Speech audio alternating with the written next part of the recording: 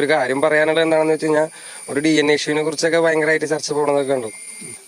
ഈ പാരമ്പര്യമായിട്ട് വിദ്യാഭ്യാസം നിഷേധിക്കപ്പെട്ട ഒരു സമൂഹത്തിന്റെ ഇടയിൽ അപ്പോൾ ഈ പഠനം വിദ്യാഭ്യാസം എന്ന് പറയുന്ന കാര്യങ്ങൾ അവരുടെ പൊതുജീവിതത്തിനകത്തില്ലാത്ത പൊതുജീവിത ശൈലിക്കകത്തില്ലാത്ത ഒരു കാര്യമാണ്. അതിന്റെ ബുദ്ധിമുട്ടുകൾ ഇപ്പോഴും ഇവിടെ പിള്ളേർ അനുഭവിക്കുന്നുണ്ട് എന്നുള്ളതാണ് അതിന്റെ സാധനമേ.